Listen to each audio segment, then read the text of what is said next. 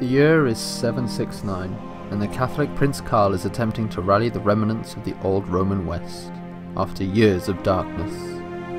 Meanwhile, the Norsemen begin to stir in the cold north, eager for conquest.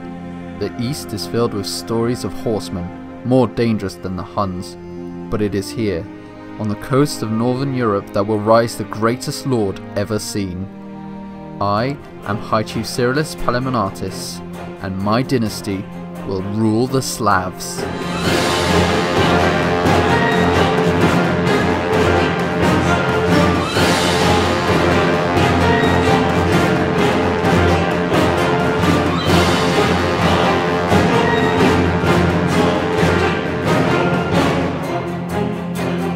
Hey guys, Rexasaur here, and welcome to the first ever episode of my narrative Let's Play as Lithuania, where the idea is that we're going to take our High Chief Cirulis and become the Red Emperor. So the first things we're going to do is just look around, find a wife, the standard things. The idea I had for this Let's Play, I gotta thank a lot, is OfficiallyDevin, who does an awesome Let's Play which you should all check out. So yeah, that's exactly what's going to be doing. So here we are in the first stage of the campaign. We're just going to select a wife because our chief deserves a wife, and that's just a standard thing to do. He's also going to take the war focus because our Red Emperor, or at the moment our High Chief, really wants to expand the realm of Lithuania. And the first things we're getting is the fact that our High Chief wants to improve his martial ability, which is probably going to be very helpful. He also manages finally to get married, takes the prestige, and has fulfilled his ambition. But this first ambition he really wants is to become King of Lithuania. And the first event we get is in fact an event telling us that our High Chief is so good that he gets 100 prestige because he can beat up anyone else. And one of the first things he's going to do is look at his neighbour, see how weak it is, and attack it. He's going to wage war on the first enemy. Men of Lithuania, today marks the start of a new era, a new dawn. No longer will we be seen as weakling savages. No longer will we be stomped on by the Huns, by horse lords. We will take this land, and we will join the ranks of the great. There we go, going down south with our rather large army, over 1,000 men at the start of any Crusader Kings 2 game. It's pretty awesome, to be fair, and it allows us to stomp through most of our opposition and straight down Grodno and Podlasie, where we're going to win this first battle and get a very nice event. So we victory, and also we get a beautiful event that's basically saying we get even more prestige for being really good at battling people. So it seems that High Chief Cirulis is in fact one of the greatest warriors I've ever played as, and that's for sure. And my wife is pregnant, even though I was away, so there's a bit of doubt going on. So what's going to happen is I'm going to hire some people to find out if she was in fact cheating. We win another battle, and as it turns out, she was cheating. So I'm not the actual real father, so I'm going to call high treason on my wife, which will lead to eventually you know, doing other things. So now people are trying to kill my wife, and at this point I'm just like, well, there we go. Looks like I'm going to have to get rid of my wife somehow as well. But right now I'm trying to get focused on this battle, getting ourselves the patient trait from our battling. Also trying to see my wife whether I want to plot to kill her or anything. And what I'm actually going to do is just divorce her. I'm just going to divorce my wife, get rid of her, get a new one, as you can see me doing now. This one seems pretty good. She's still a Slavic in religion, but that shouldn't be too much of a problem. And then eventually this wife becomes pregnant and doesn't get the "but I was away, was I?" So that's good. We win this battle, and that means that we can win our first war. Now the thing that happens is that because the neighbouring country had waged war on the country I was attacking, I am now having to defend this new acquired land from it, and that is basically going to take most of the next few minutes. But we managed to basically get half their army stuck down in Beresti, which is going really well, so can't really complain against that. And in fact I get even more martial from this. The war focus is really helping out our High Chief Cirulis, because he is just going around killing everyone, getting prestige for his honourable actions. And then my wife is pregnant, but I was AA again, so this is becoming recurring. I'm going to hire once again so people to find out, but this time it just turns out that it wasn't, you know, it was fine. And I get my first son, our first son, which has a very nice name to remember, Zinubundas, which is really quite a big one. And then in quick succession, my second son, Iramantas. So hopefully I've said those right. I should probably rename them, but I just thought let's try and be as close to the narrative as possible. So we win this battle, which is great. And then I'm looking through all my little plots I can do. Having now secured the realm, I'm going to try and revoke some of the provinces that my chieftain has, because I want to keep most of it for myself. Cirulis wants a strong country, and that means he's going to have to control most of it. So we get our first revolt. Revolt by the chief, just because of me trying to revoke Grodno from him. Or actually in this case it's not Grodno, it's Podlash I want. But it will eventually lead to Grodno eventually. So we're just going to go down, keep defeating his army. Our army is so strong that it doesn't really matter what's going on right now. And people are actually trying to kill my second son, not my first son, not my heir, so I'm not too bothered by it, but it will be a problem, and it seems to be happening quite often. So I win this war, and I manage to revoke the title. Nothing happens from this, which isn't that, you know, awesome. And I'm looking at my vassal, I'm like, well, he's still got provinces I want, and I've got his wife in jail. So I'm going to ask if I can revoke, and because he's a traitor, because he betrayed me, I can actually freely revoke this without having to lead a plot. However, I do not have the law for it, so I'm going to change the law to low tribal organization. That will allow me to be able to revoke land from traitors, which is great. That's exactly what I want. So I'm going to do that, and then I'm going to attempt to revoke Grodno from him, which of course leads to another rebellion, which is fantastic. So I'm just going to once again raise my army for the second time, take all his land, revoke his title. Now he's in jail, so he can't do anything. I'm going to disband my armies for now, and I'm just going to take all his lands. There we go. Now I believe he still has Beresti, or he still has Grodno. He still has something. So what's going to happen is that our High Chief Cirulis is in fact just going to banish him. He's had enough. He's tried to execute him, but it cost him too much. He's just going to banish him, take all his gold. Let it be known that by order of our great lord and protector, Cirulis of Palemonatis, the once noble Aranas of Gardinus is to be exiled from these lands, never to return. His holdings, wealth, and serfs will from hereupon belong to the High Chief of Lithuania, and his family shall remain as hostages until our lord sees fit. And there we go, a banishment already. But the realm is now stable, and we are looking once again at a new neighbour. This time realising that it's going to be weak, but it does have an ally, although it's inside the kingdom. So we unite once again our armies. Our holdings finally giving us some good amount of men, and we attack them.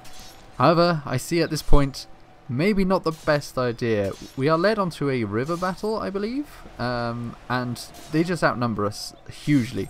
Leads us to the first time that we actually lose our battle. The second war, well, third war technically, is quite a major shambles. They take over several pieces of our territory, and they move on to our second province, second biggest. So I decide to raise the armies. I mistakenly forgot to press Control and instead press Shift to get our armies up and do a sneaky move, but it doesn't work, doesn't pay off. So in the end I decide to surrender. Cirulis obviously triggered the war much too early, so they take the surrender graciously, and we're actually not in that bad of a position after this surrender.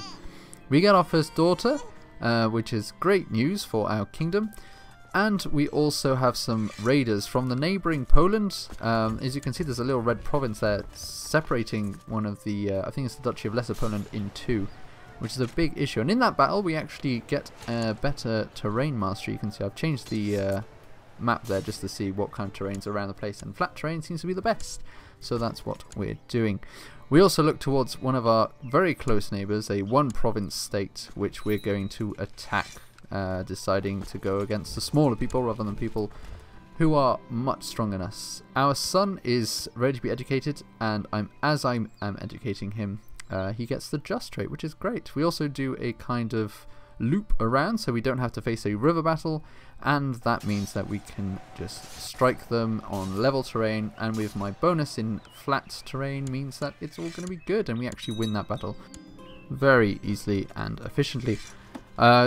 Taking down my standing armies, I'm also going to change my tribal organization up to medium, which gives us even more power. Really, Cirulis is all about power for himself and trying to basically see Lithuania as being a great kingdom, but also raising his own dynastic power. That's really what this character is all about, and we'll see how that leads on in the rest. We have a lot of troops, but I don't think we have enough to really call a big war, and I actually get wounded before wanting to wage war in training, which is a big shame and really annoying, because that could actually lead to a lot of troubles. We also have a random conquest, which we can do against our neighbour outside of Lithuania. I believe that's outside of Lithuania. So we're just going to do the same, exactly the same loop around the river, so we don't have to do the river crossing and just attack straight away. They have a lot more men than the previous wars we faced, but we have a lot more men too. Again, a 2,000 army this early on in the game is pretty good. And once again, my second son is targeted by some assassins, which is fantastic. And I can send him into hiding, but I choose not to. It's only my second son, so it's not too much of an issue. And even so, it wouldn't be too bad. We actually successfully manage our conquest of this new province, and that leads us very well into getting more land and owning 7 out of 7 in our domains. We've also, as I was just looking about who I could subjugate and such, get a claim on Plock, which is in Poland, which I decided to use because, I mean, it's not going to get rid of all my money, and it's not going to hit me by prestige too badly, so I think that's now is a good time to do it. And eventually I waged the second war against Marienburg, because I feel like that is necessary. So he wants war again, does he? We destroyed his armies last time, and we will do it again. He speaks so highly of uniting the old lands, but what does he know of actual fighting? Gather my men, raise the lords, oh, and hang the messenger. So yes, ready for the battles. We raise our armies. We can see to the right there's going to be a big change of colour as our neighbours actually win one of the battles and change their colour to Rus.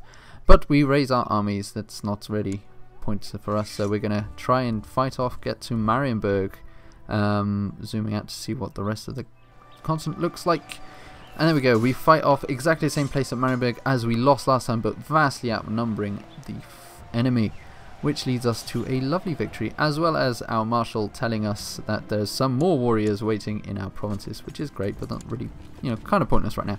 So we're going to send up our army up to Sambia, win that battle, and sort of wait out for siege. We're going to send up our warriors to take the rest of those enemies out, and we're just going to wait and siege and win very, very quickly. And there we go, Marienburg has fallen. We've actually won this.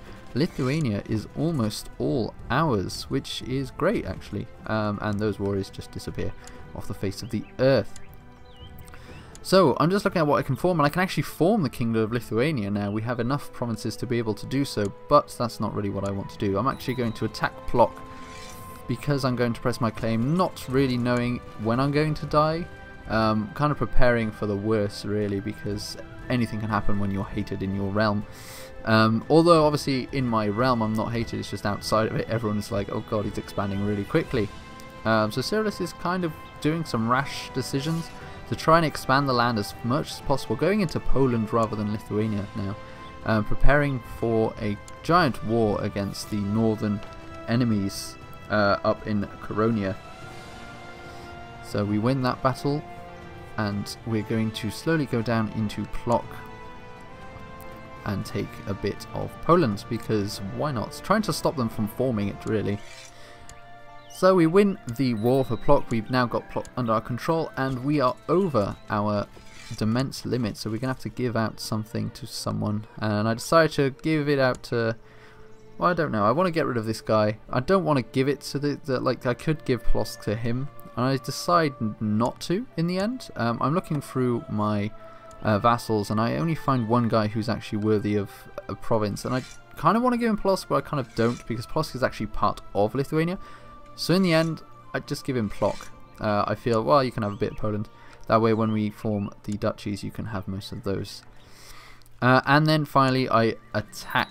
Well, I want to attack Koronia, but there's a peasant revolt led by the infamous Gleb. So we're going to raise all our armies. It's nothing that we can't handle, but seeing a peasant revolt is really making Cirulis not so happy with the fact that that happens. We also get a nice little training up, so we're going to go for Inspiring Leader, or just Inspiration in general, because that is the best one. And then we win the battle very quickly in the neighbouring country rather than our own, because the rebels are needed to be chased down. So we go there, and we actually take him prisoner in the battle. I think he surrenders automatically before I have time to do anything. So we go, and I decide, no prisoners, I execute him outright, showing my power. Look, there he is, the poor sod. Can't believe he went and did it. What? Attack the High Chief? Yeah. I heard that our Lord himself led the charge against Gleb, knocked him right down. Wouldn't catch me fighting against the Lord. Well, there goes his head. Long live the chief. And with the execution of Gleb, we now go on to a period of stability, and we can see on the kingdom map mode that we almost have all of Lithuania. The only thing that's missing is Koronia. So we enter a period of relative stability, and I'm just looking around the map modes just to see what kind of things I can make and other bits of terrain and stuff. And as I'm on the religious map mode, it shows me that stability isn't a thing that's going to happen. Factions are starting to rise in the provinces we've just taken in Pruthania, and we're going to have to do something about that, because we cannot really sort of let them be, but there's not much else I can do. So what I'm going to do is just move my spy master to attempt to sway them. But we can form Lithuania. It's going to cost us quite a bit of money, but that won't be too much of a problem. I'm also going to nominate my son as my heir and increase the centralization to low centralization to allow myself to get more provinces. And one of my wives is pregnant. Wife or concubine, doesn't really matter at this stage. I'm just making loads of children. And we've also sowed some dissent between the going to be recent enemy, and low centralization has actually been accepted now. So a little time later has passed. We finally muster up enough troops, and I feel confident enough to attack Koronia. So we're going to start a subjugation war, the final war that we can do before creating the Kingdom of Lithuania. Right now we have most of the lands, but we don't actually have enough money to form the kingdom legally. I don't know why that's even a problem, because we could just call ourselves king, but apparently we have to do it under legal rights, which is fine, I guess. So our lovely High Chief is going to just continue his march up and take the final lands, splitting the enemy army in two, but we do, after some time, manage to take out those armies, and we're just going to siege this place since they don't really want to move from their capital, and I'm just going to siege this province out, eventually taking it, and seeing that their army is split in two. And this is a very important news: the iconoclast faith is finally triumphant in the Orthodox regions, which means that the Emperor is iconoclast, which is very interesting. And we're just going to move down to one of these split armies to take it. And also a plot to kill us has been spotted, which is very irritating, but I'm hoping that the kingdom can be formed before I finally die, although I am now above the age of 50, so I could die at any point. That said, I could also live up to 90. It's happened before. So we finally get ourselves to the enemy army, who is trying to unsiege their province, but we take them out into a well, we go from a province that is on a river crossing, which has kind of meant that we win, because if they had stayed in Kurzem or Kurzemi, we would have lost because they had a massive river advantage. As you can see, this is a river crossing, but they have no men, so we just defeat them. And then eventually we finally win that war and unite the provinces of Lithuania, which puts us much closer to the eventual goal of forming the whole of the empire and becoming the Red Emperor. So I'd like to thank you for joining me on the first episode of the narrative campaign, and I'd like to thank everyone who supported me in the making of this campaign for the first episode, and I do hope that you'll join me for the next episode of the Red Emperor.